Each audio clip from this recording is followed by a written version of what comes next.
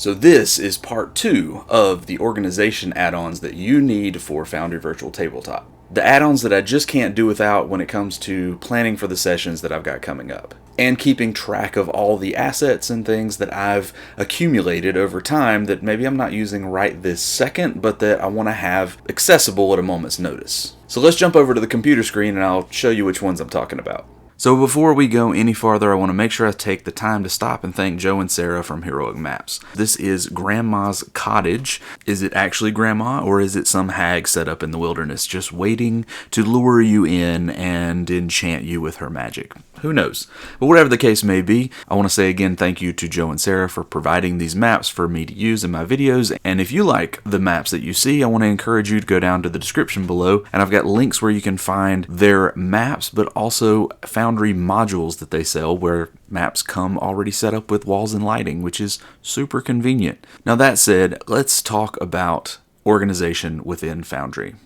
One of the best features of Foundry is being able to organize your scenes and actors and so on in folders. You could just have a long list of all your scenes here on the Scenes Directory tab, but over time, having a really long list of scenes is just not very helpful organization-wise in a virtual tabletop. So having these folders is super helpful. The drawback, of course, is that all the scenes that are actually in that Scenes tab, they contribute to the loading time for your players. If you have players with great internet connections and you're running a reasonably sized campaign, you're probably not going to run into many issues. But I had a case where I had a player who was outside of the US and had really spotty internet connection, and the number of scenes that I was trying to keep in that directory were really contributing to him having some really awful loading times. So I wanted to make sure that in future campaigns, if I ever had another player who was having similar difficulties, that I had the best setup to facilitate that, to make sure that they were able to play despite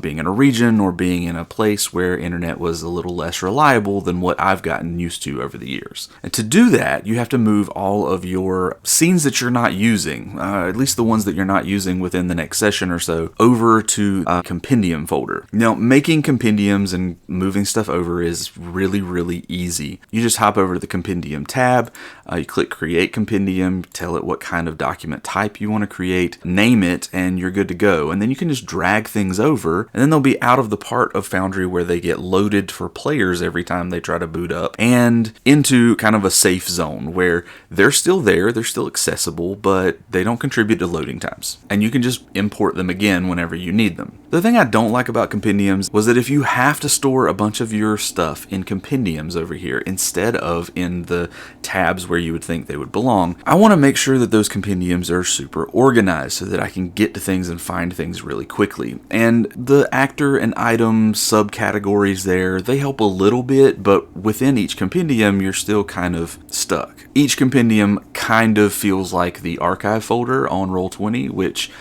just gave me nightmares and was one of the reasons that I was on the lookout for another virtual tabletop anyway, and what led me to Foundry. So I don't love compendiums as is, but I want to share with you a couple of add-ons that truly change the experience in this tab and make sure that it's a pleasant experience rather than just kind of a nightmare flashback to my Roll20 days. Which, don't get me wrong, even at face value, it's not that bad, but still. These add-ons make the experience actually pleasant, and so you should install them. They're great. The first one we're going to look at is just called Compendium Folders. It does several important things that make this experience much better. The first of which is it allows you to manipulate the actual tags, the actual compendium types, and put them in folders and reorganize them as you wish. That helps a little bit. I probably don't use this feature as much as I could. I tend to group things in just a handful of compendiums rather than splitting them up across multiples. And if I used lots of different compendiums, this would probably be an amazing feature that would be top notch in my book. And for many Foundry users, that may actually be the case. For me, this part, icing on the cake, not really the core though. What really helped me was the ability to organize things within each compendium. So you can see here when I open my Monsters compendium, I have organized mostly. I do have some here at the top that are not organized yet, but I have multiple different folders within the same compendium so that when I plug creatures in here, drop them in. I can organize them based on creature groups that make the most sense to me. I've got aberrations and monstrosities that I've combined. I've got beasts and plants that I've combined. I need to move orcs and goblinoids up to the humanoids category, but still, whatever. In any case, there are a few little finicky things that I wish were improved about this add-on. For example, you can't drag an actor directly to a folder within the compendium. If you drag it over, it will immediately go to the not yet organized main group, and then you have to from there drag it to the folder that you want it in. But truly, I believe this is one of those features that should be core Foundry functionality, and I hope that at some point we get there.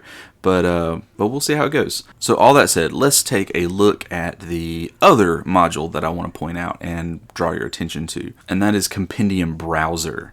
So Compendium Browser does kind of the opposite in some ways.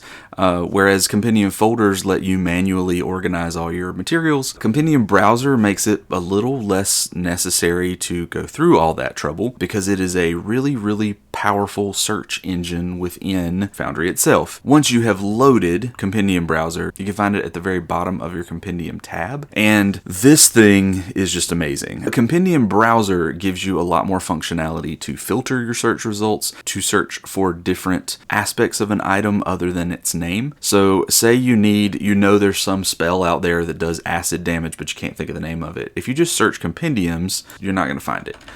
You could even open a compendium and search for acid, and it's cool that it'll give you every acid item, every acid spell with acid in the name.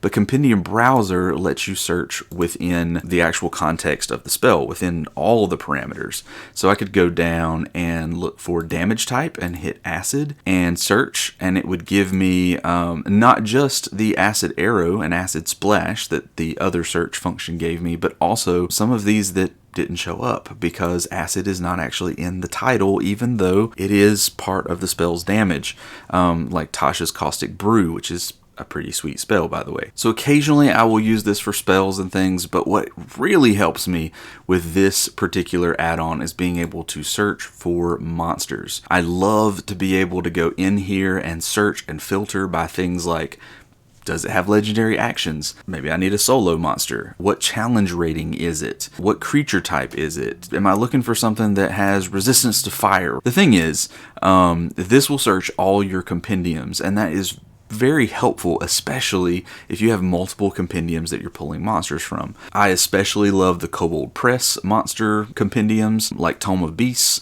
and having the Kobold Press OGL compendium add-on is super helpful, but sometimes those monsters' names are just a little less familiar to me than the ones that are in standard monster manual, and so sometimes it's hard for me to remember what it is, but I'll remember like, oh, it was a fey creature and it was around CR6, and I can pop in a search for those parameters, narrow down the search results, and find it a lot more quickly than like reaching behind me on the bookshelf and grabbing the actual Tome of Beasts. If you are building your PCs in Foundry, which is something that I don't do in my campaigns, that many people do, it can also be super helpful to give your players access to the Compendium Browser, and you can do that with the Settings tab over on the side. So if you're tracking all your PC data and character sheets within Foundry itself rather than on an external program like D&D Beyond, then this can also give the same functionality to your players, which is super helpful. And if you have some extra compendiums that you're not using and you don't want